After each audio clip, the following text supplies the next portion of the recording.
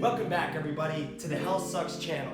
Again, I want to thank you guys for watching this video today, and I want to thank any recent viewers who have liked, commented, or subscribed to my channel. It means a lot, and I'm excited to announce that we're going to be covering some general anatomy. Finally, we get to get into the muscles of the body, and we're going to talk about the musculoskeletal system in detail. But we're going to start this video with upper extremities for part 1, and then we're going to shoot down to lower extremities in part 2. So you can see that I kind of break it down big picture stuff first. So we just want to cover mainly how many muscles are going to be where in each compartment of the body. So like, for example, this is your arm, right? Yeah. So we have the anterior compartment of the arm, anterior compartment of the forearm, and then obviously we have the palmar side or anterior side of the hand.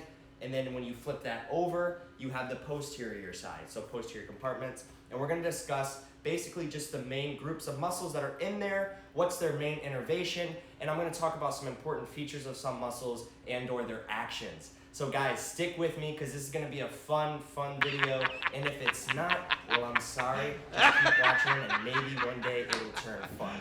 Health sucks, but knowledge is power. Alright guys, so let's get right into it. We're going to start talking about the anterior compartment of the arm first, and then I'll move on to the posterior compartment. So for the anterior arm, we have 3 muscles supplied by 1 nerve.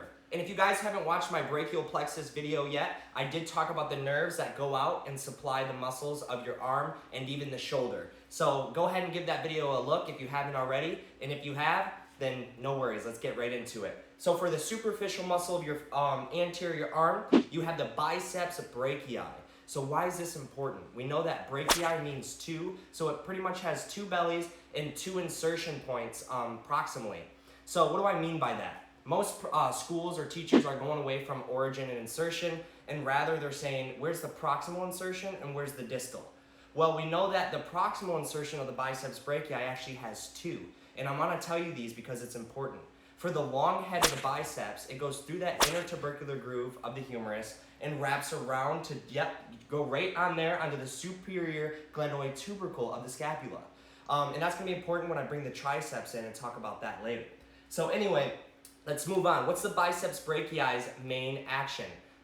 First of all, the second one, you see the short head goes to the coracoid process of the scap, and the long head is going to that supraglenoid tubercle. All right, anyway, the action is, yes, it is to flex. I know everyone likes to flex these bad boys, but it's also, its main action is really to supinate, put a cup of soup in your hand, to supinate the arm, or your forearm. So that's a biceps brachii's main action, so thank that little guy for that. Anyway, next one we have intermediate is the coracobrachialis. This is going from the coracoid process of your scap down to the humerus, or ulna, right there. Anyway, this is to also assist in flexion. And then you have the brachialis, which is deep. Now the brachialis is the main flexor of the forearm. It's down in there, it kind of lifts that biceps up a little bit, makes it look a little bigger. You know, these are 12s, maybe 10s. Anyway, the nerve that supplies these muscles are what? The one off of C5, C6? That's going to be the, which one? You're right, the musculocutaneous nerve. Let's get it, guys. And I just kind of wanted to add on that the deltoid is usually supplied by what nerve? Axillary, you're right, exhilarating, right? And then that abducts the shoulder. So I'm going to talk about the shoulder muscles in a separate video, but I wanted to mention that because it inserts on that radial tuberosity. Anyway, now as we go to the posterior arm, you'll see why. We have 1 muscle with 1 nerve innervation. That's going to be the radial nerve. Remember up that posterior cord to the brachial plex? That's the radial nerve with the axillary, yes. And then you have how many layers? So really it's just 1 muscle, so I say 1 layer, but I'm just going to say for the for remembering purposes, you have 2 layers. So superficial is going to be the long head on the inside, which is going to go where? The long head of the triceps inserts proximally into the inferior glenoid tubercle of the scapula.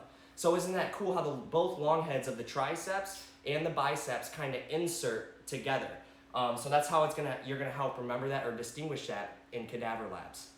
All right, the short head of the humerus on the outside, and that's just gonna go right there onto the humerus. And then you also have deep, you kind of see the medial head of the triceps. So it's called triceps brachii, meaning 2 insertion points proximally, and then it has 3 little heads, so tries. triceps. And then you have one insertion point distally right there. All right, guys, so pretty much that's it for the posterior and anterior arm. How many muscles is that? 3 in the front, 1 in the back. So we have 4 of the arm, and then we're gonna work down to the forearm. How do we have? 24. What the? 8 on the front, and then 12 on the back. So yeah, let's just dive straight into this, guys. We have the superficial layer of the flexor compartment. This is the forearm here, guys, with 2 nerves. There's 2 nerves in here. So be ready for them. The first one I have colored in red, or the little dots in red, which is the median nerve. So the median nerve is pretty much going to supply all your flexors of the forearm except for about 2. We'll get to those. So you have the flexor digitorum superficialis, and I'm doing this because this is the action that it has. And then you have pronator teres, and then flexor carpi radialis. So flexor carpi for carpals, and then radialis is radial side, so the thumb side.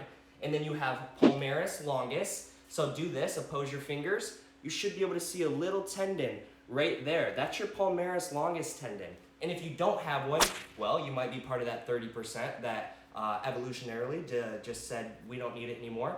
So there you go. That's why you don't have one or see it. Anyway, the next one is the flexor carpi ulnaris. So it's on the ulnar side. So if it's not median nerve, what nerve would that be supplied by? You guessed it, the ulnar nerve. Good job, good job. Next one, we have the deep layer, which is 3 more muscles, which is starting with the flexor digitorum profundus. Kind of sounds like superficialis, but it's profound, it's deep. It's a deep guy, and this little guy can do that. So that guy can actually flex the distal interphalangeal joint. So that's what that guy does, and also flex the fingers. Flexor pollicis longus, so pollicis for thumb and longus, and then you have pronator quadratus, so pronate versus supinate. Pronator quadratus is that little square right in between your radius and ulna. And guys, so if I say the question, all the following nerves are innervated by the median nerve except for, what would be the right answer? It would be either A, flexor carpi ulnaris, or B, flexor digitorum profundus, because that profundus has both median and ulnar nerve innervation. All right, guys, so that's 8 muscles right there. Bada bing, bada boom. You got it, all right? This side, most likely, so M for median, because that's the side that the median nerve supplies, and then you have the U for ulnar. So this is most likely going to be ulnar, and then on the back, what do we say about the back? Most likely radial. You guessed it, guys. Let's get to it.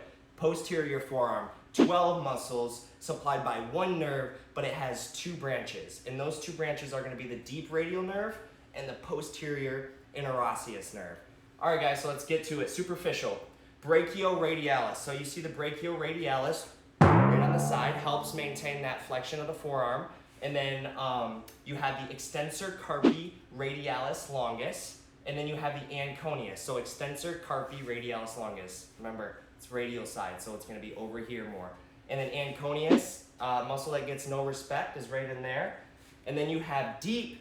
You have, ooh, look at this. 1, 2, 3, 4, 5, 6 deep. But 2 of them are going to be by deep radial nerve, and those 2 are extensor carpi radialis brevis. So extensor carpi radialis brevis, and then supinator, and then you have extensor digitorum, extensor carpi ulnaris, extensor indicis, and extensor digiti minimi. So digiti minimi for pinky finger, extensor indicis for the index finger, and then extensor carpi, carpals, and then ulnaris is ulnar side, and then extensor digitorum, so extend the digits. Those, all 4 of those are posterior. Well, it's no way to behave in front of a princess. Excuse me. Posterior interosseous nerve.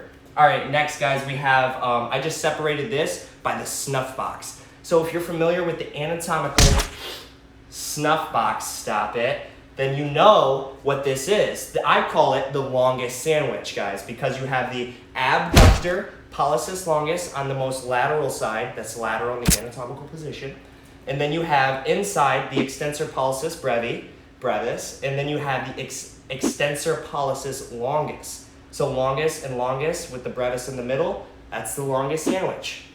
All right, guys, to make up your snuff box, it's also going to be posterior interosseous nerve. Posterior interosseous nerve. That's pretty much it. That's 24 muscles of the forearm. And then you have 5 groups of muscles in your hands. And I'm going to send you away with a little self-study here. Just remember that you have groups. So you have a thenar group with 3 muscles. I advise you to go look those up. And then you just have to know which carpal bone or metacarpal bone it's connecting to. And then you have the hypothenar on the opposite side with 3 muscles. And 2 of them are the little mini-me's, the minimi, digiti. And then you have lumbricals. Remember, 4 lumbricals. The first 2 have median nerve innervation, and then the second 2 have ulnar nerve innervation.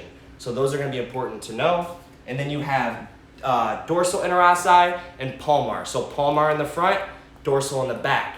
Come to my pad. How do we remember that? Come to my pad at 3 for a dab, because it's 3 versus 4 muscles in there. And also the dorsal interossi is bipennate. So what's that mean? That basically means it just wraps around to go to each side of whatever bone it's attaching to, rather than unipennate, which would just be 1. All right, guys. Wow. I think I covered that all. Talked a little fast there. Some things I wanted you to know was that the branch of the radial, obviously that deep radial supplies both the extensor carpi brevis plus the supinator. So that's your exception for the posterior forearm. And then we also have, what else? I didn't talk about that sometimes the long head of your triceps is supplied by the axillary nerve. Yes, you guessed it. That is the one that the deltoid is supplied by as well. So that's just something to know there. But that pretty much wraps that up. I hope the pictures were able to help. I hope I didn't talk too fast. And also, I hope you were able to walk away learning something. I know I didn't talk about too much about the actions, but think about it this way. If you have flexors of your wrists, where do you think, or what do you think it does, first of all? Obviously, it's going to flex. But where do you think the origins and insertions are? Flexors, just a food for thought here, flexors are going to originate on the medial epicondyle of the elbow, whereas your extensors are going to originate on the lateral epicondyle of your humerus. So that's just something to help you distinguish as a clinician between people who come in with different kinds of pain. Because you know you have medial epicondylitis or lateral epicondylitis, and you need to know how to run certain orthopedic tests to define whether or not they're having pain due to their flexors or whether or not they're having pain due to their extensors. So there you go, guys. That's that. And again, I just want to hopefully help you guys get the big picture stuff and categorize it, compartmentalize it, so that when you come back later, it gets easier and easier and easier with repetition. So stick with us, guys. Thank you for watching this video, and be ready for the next video as we release the general anatomy of the lower extremities. Thank you, guys. Remember, health sucks, but knowledge is power. Thank you. Later.